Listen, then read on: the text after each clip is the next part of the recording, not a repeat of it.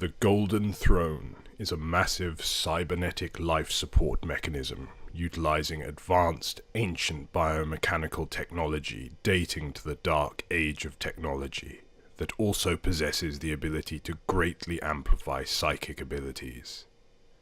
The throne was modified by the Mechanicum under the direction of the Emperor of Mankind following the end of the Battle of Terra, and now sustains his mortally crippled body's life functions.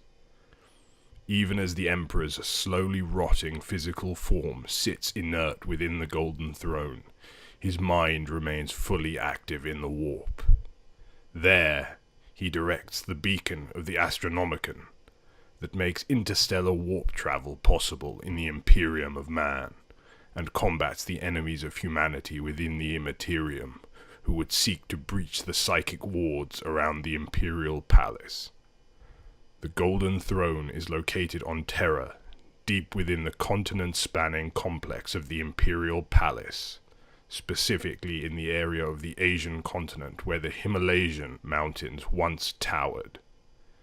The Golden Throne is located in a subterranean chamber at the heart of the Imperial Palace, the so-called Sanctum Imperialis, or Imperial Dungeon, built under what was once Mount Everest. It is a huge, baroque, cybernetic life support system that maintains the life functions of the nearly comatose body of the Emperor following his mortal wounding at the end of the Horus Heresy. As the 41st millennium drew to a close in 999 M41, during what many pessimistic Imperial historians have begun to call the Imperium's time of ending, the tech priests of the Adeptus Mechanicus discovered to their horror that the Golden Throne's mechanisms were slowly failing, and that they lacked the knowledge to repair its arcane technology.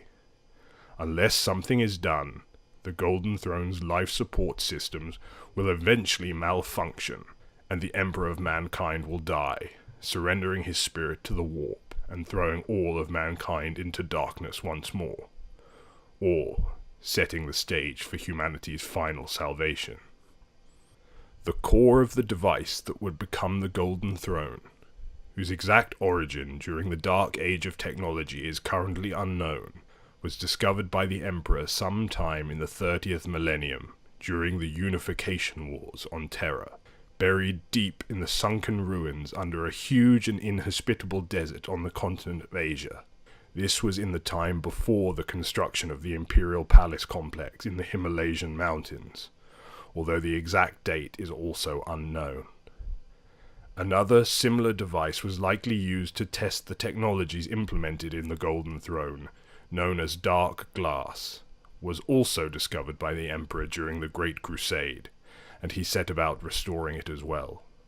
The original use that the Emperor found for the Golden Throne, or of the core device that the throne was later constructed around, was that it was a powerful psychic amplifier that could also serve as a portal into the labyrinthine dimension of the Webway based on Terra. Prior to the outbreak of the Horus Heresy, in the early years of the 31st millennium, the Emperor had directed tens of thousands of Mechanicum tech priests and Terran laborers into modifying the throne so it could be put to use as the nexus of his secret Imperial Webway project. This project was intended to open up the Eldar Webway to mankind by establishing a portal into its galaxy-spanning network from Terra. This would provide a means of instantaneous interstellar travel between the worlds of the newborn Imperium of Man, making navigation through the dangers of the warp unnecessary, and literally connecting all the worlds of mankind instantaneously. This would create a truly unified human race as never before in history. The Emperor believed that this level of unity would be necessary if humanity was to truly thrive and prosper in such a dangerous universe. Additionally, the ability to travel and communicate across the galaxy using the Webway instead of the warp would allow humanity to dispose entirely of the use of psychers, including navigators and astropaths. Humanity would no longer face the dangers of warp entities and perilous travel through the Immaterium.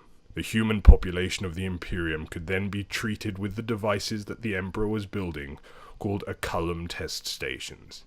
These would identify the latent psychic genes in the populace, allowing the Emperor's advanced genetic science to remove the psychomutation and eliminate psychic powers entirely from mankind. This would end forever the possibility of demonic possession of weak-willed psykers, and dramatically reduce the ability of chaos to corrupt its human pawns. The Emperor believed that the Golden Throne offered his race its best chance to free itself forever from the dangers of the ruinous powers.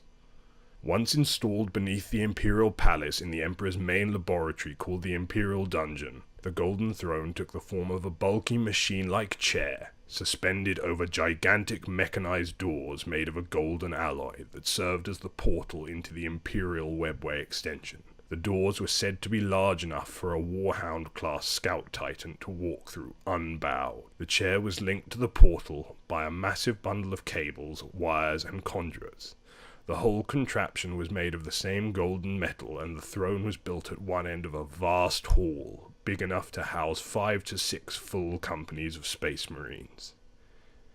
Even after the throne's construction, the lab remained littered with other machines of unknown provenance and storage crates. Hundreds of red-robed mechanican technicians and tithed laborers belonging to the Adnector Concilium worked in the dungeon. According to Peter Aschelio, the Golden Throne would have required an extremely powerful psyker to operate, and implied that one of the Primarchs may have been originally created to serve this role once the mechanism was in place, so that the Emperor could attend to the duties of running the Imperium. The Emperor's deep disappointment with Magnus the Red's betrayal during the Horus Heresy, and his inability to grasp the true dangers of dealing with the entities of the Warp, suggest that the Thousand Sons Primarch had been intended by the Emperor to sit upon the throne in his place.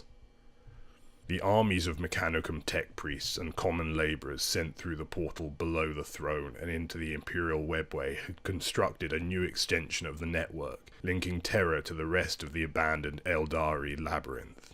Since the original Webway had been constructed entirely using a psychically resistant material which humans could not replicate, the Emperor used his own psychic powers, projected and amplified through the Golden Throne, protect the human-built extension of the Webway from demonic incursions from the Warp.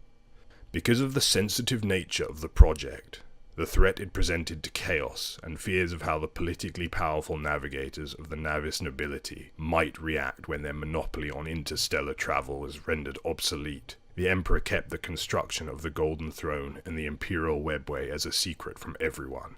This included even his own sons, the Primarchs, and his regent. This secrecy would personally wound many of the Primarchs and create a grievance that would later be exploited by the dark gods of chaos. Malcador the Sigillite, the Emperor's most trusted advisor, was named as the Regent of Terra and the First Lord of the governing Council of Terra, who would lead it in the Emperor's absence. The fabricated general of the Mechanicum, Kelbor Hal, the chief custodian of the Legio Custodes, Constantine Valdor, and the leaders of the Astra Telepathica and administrative divisions of the Imperium were appointed to the Council of Terra. Having established the new governing body of the Imperium, the Emperor then retreated to his private subterranean vaults beneath the Imperial Palace to complete his new secret project. But while the Emperor was locked away in his subterranean factories, political dissension began to ferment. In the meantime, Horus had set about his new duties as the War Master of the Imperium, Commander-in-Chief of all the military forces of the Great Crusade, with utmost relish. But secretly, the War Master was dismayed that the Emperor would no longer be fighting at the side of his Astartes. Primarchs were appalled at the news of the formation of the Council of Terra. The Emperor's staunchest followers felt that they had been let down by their father. They were insulted that they had not been consulted on the formation of this new ruling body, and that they had not been offered seats on the Council of Terra. Some of the more egotistical Primarchs were especially outraged. They felt that the Emperor had turned his back on them and given power to petty mortal administrators and the sycophantic adepts of Mars. These grievances would ultimately be exploited by the Chaos Gods to turn Horus and 8 of his fellow Primarchs to their service. The great interstellar civil war of the Horus Heresy, when Horus sought to overthrow and replace his father the Emperor, was the terrible result. As the Horus Heresy erupted, after many long solar months with no contact with the Emperor, Malkador and the Imperial Fist's legions Primarch Rogel Dawn were finally granted an audience with the Master of Mankind. The order to appear before the Emperor had been timely, coming as it did just as news had reached Terra of the disaster of the Dropsite massacre on Istvan V. The Emperor finally explained to his loyal servants about the existence of the Imperial Webway project. This new human-controlled extension of the Webway would recreate the vast network of warp portals that had once bound together the ancient interstellar empires of the Old Ones and the Eldari, and would allow mankind to advance at a more rapid rate, scientifically and economically, than at any other time in its history.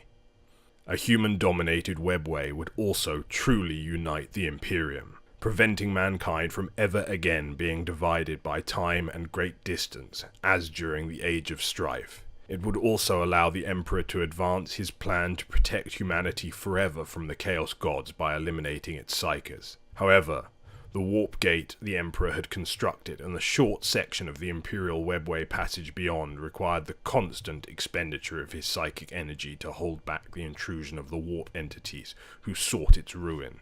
At first, this had demanded only a small portion of the Emperor's psychic might, and so he was able to command his armies and do all that was expected of him as Emperor. But the hideous monstrosities that ruled the warp, the self-proclaimed Chaos Gods, had ever been his foes, and now conspired to subvert the Emperor's goals as they had since the day he had launched the Great Crusade.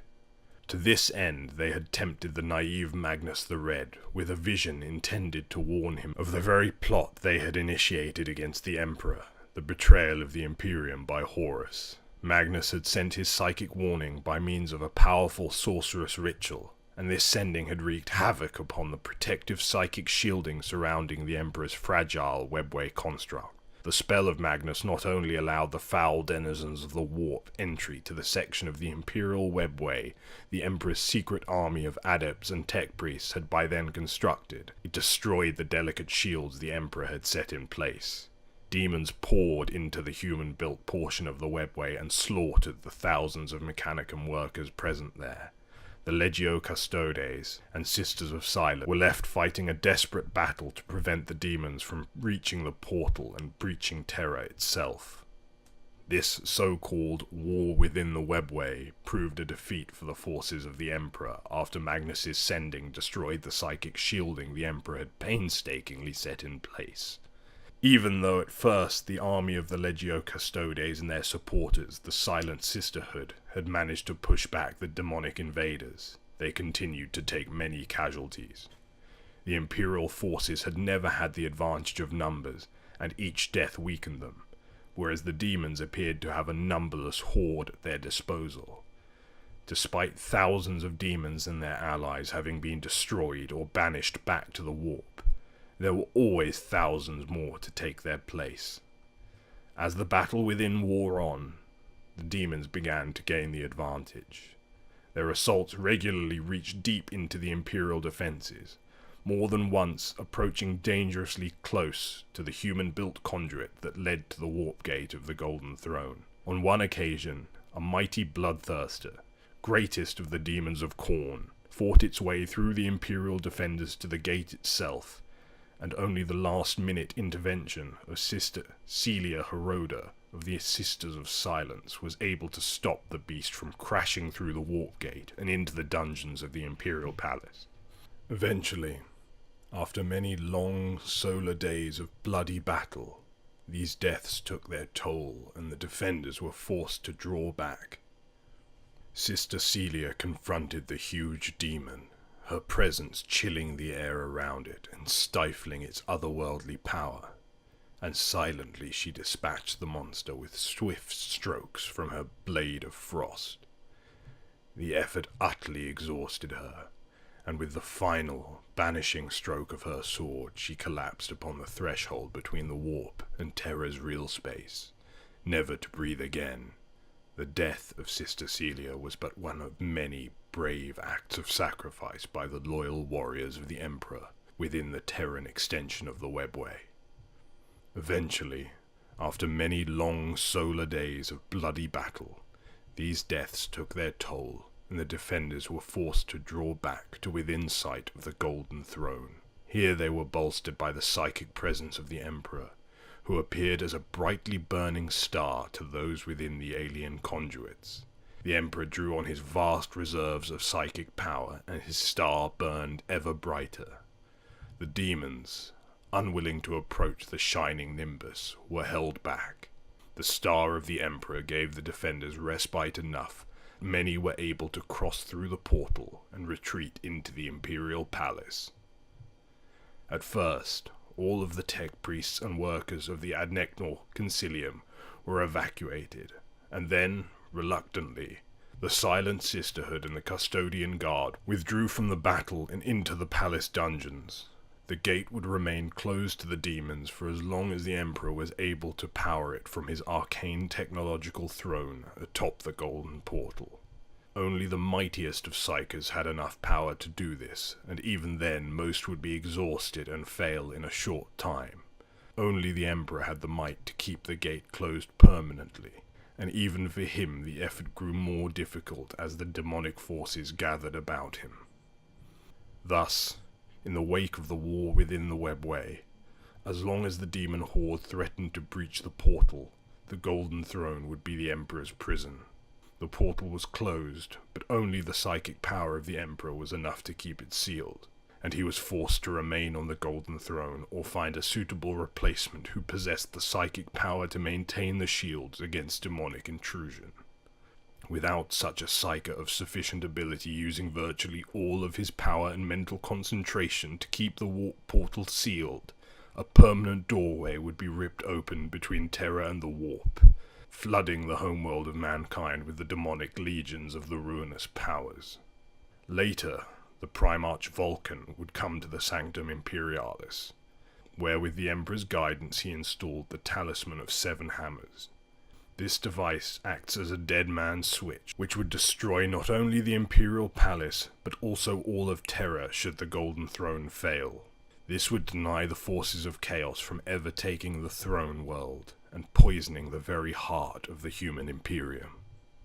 Seemingly, the core of the Golden Throne device survived the disaster caused by Magnus's intrusion, or was repaired following the catastrophe by the Mechanicum's adepts. But the Emperor's Imperial Webway project lay in uncompleted ruins, and before the project could be restarted, the Horus Heresy erupted, and the forces of chaos laid siege to Terra itself. As Horus's forces began their final assault on the Sol system, and the Battle of Terra began 9 standard years after the traitors had first turned upon the servants of the Emperor at Istvan III, the Sigillite returned from his mission to recruit the first 12 members of what would later be named as the Imperial Inquisition. Only through the most artful of psychic subterfuge were Malcador and his new recruits able to pass unscathed through the battle lines and come unharmed and unseen before the Emperor within the inner sanctum of the Imperial Palace. Malcador had finally received the call, and was now prepared to perform his final duty for the man he had followed for the greater part of his life. Timing was crucial, for Horus knew that several more loyalist legions were en route to beleaguered Terra, and he wanted to finish affairs before they arrived. He could only do this by confronting the Emperor in person. This would force the War Master to act rashly, against the counsel of his closest advisors. The Emperor had to be ready to take advantage of this mistake. The Emperor informed Malcador the Sigillite that he had to take his place upon the Golden Throne while he moved to confront Horus.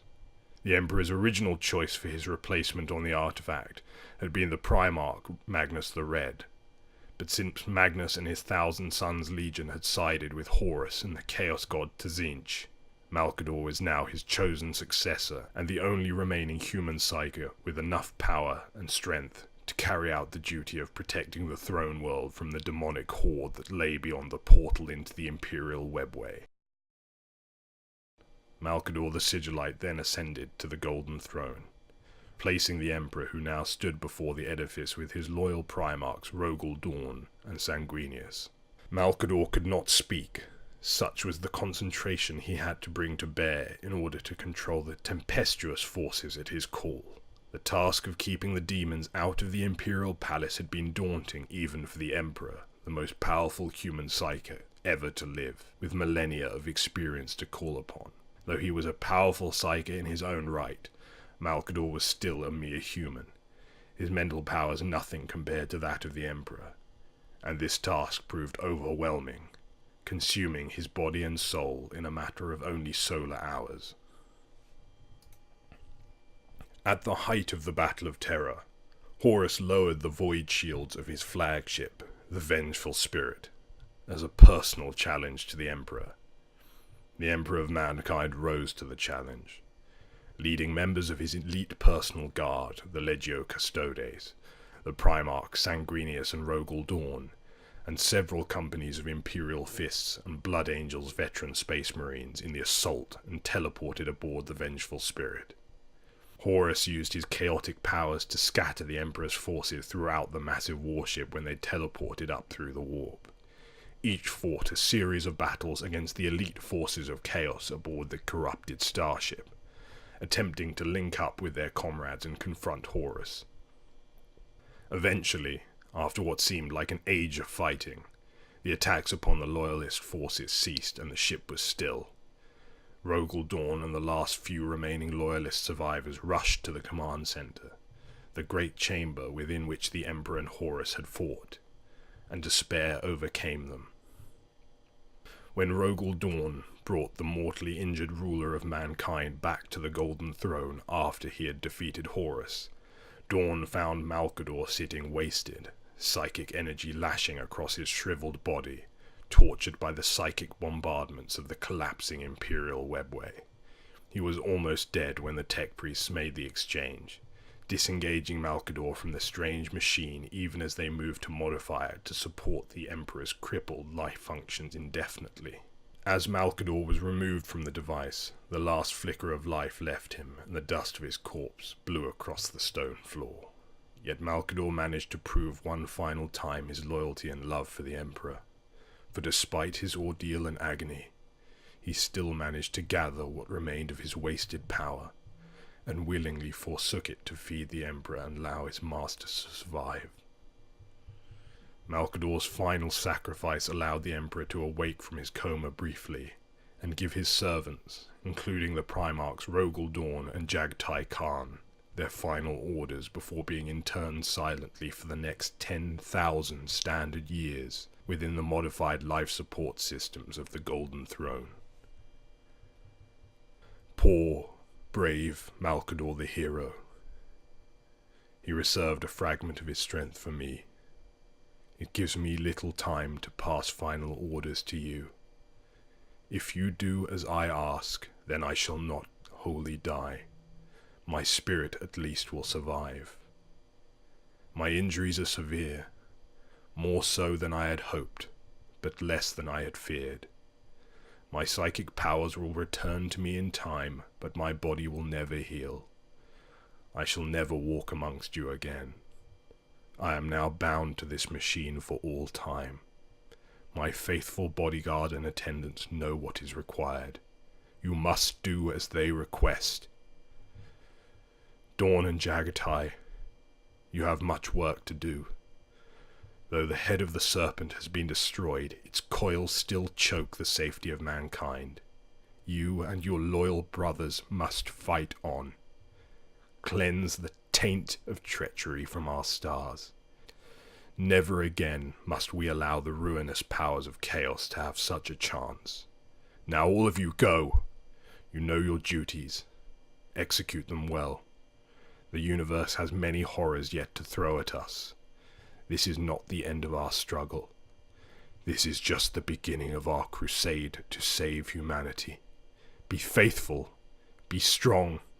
Be vigilant. With this final proclamation, the Emperor spoke no more, a silence that was to last for the next 10,000 Terran years. From the Golden Throne, the Emperor would maintain the psychic beacon of the Astronomicon as a replacement for the now lost Imperial Webway project, and do his best to shield humanity, particularly terror, from the worst terrors of the Immaterium. Through the sacrifice of Malkador, mankind would live on, and its people would face the growing darkness of the age of the Imperium that was about to dawn with a single chant upon their lips. The Emperor protects. By 989 M36, as the Eye of Terror and other warp rifts visibly expanded, the tech priests that serviced the Golden Throne demanded an increase in the number of psychers needed to fuel the Emperor's growing appetite. The black ships increased in number and frequency of their harrowing voyages. According to some records, today 4 times the number of psychers are sacrificed daily to maintain optimal levels of power to the Golden Throne and the Astronomicon, as were originally required in the days immediately after the Emperor's ascension. The Astronomicon requires the sacrifice of large numbers of psychers daily for it to continue to function, and also for the Emperor to be kept alive on the Golden Throne. The throne is maintained by members of the Adeptus Mechanicus, although as time passes this duty becomes increasingly difficult. It was revealed in the time after the end of the 13th Black Crusade, on 986-999 M41, that many mechanisms of the Golden Throne have developed technological failures beyond the current ability of the tech priests of the Adeptus Mechanicus to repair. Because of this, it seems possible that the Emperor's body will die at some point in the near future.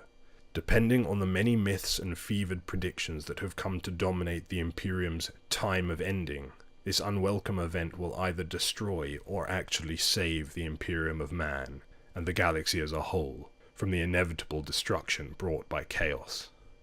With the discovery of the Golden Throne's deteriorating state, a dozen contingency expeditions have been launched by the Cult Mechanicus, including a Xanthite war procession of the Inquisition sent through the Exubris portal into the Webway. The Xanthites fought through Harlequin troops and demon hordes alike before reaching their intended destination, in the grave cold oubliettes of the homunculi beneath the Jukrari city of Comorar. A sinister bargain was struck. Not long after the birth of the Great Rift, perceiving the dangerous ignorance of the Mechanicus as a manifest threat to the Emperor's safety, and thus falling beneath the purview of the Adeptus Custodes, Shield Captain Heraclast Vadrian consulted with the Captain General Trajan Valoris, the Chief Custodian, and received permission to seek a solution to the failing mechanisms of the Golden Throne.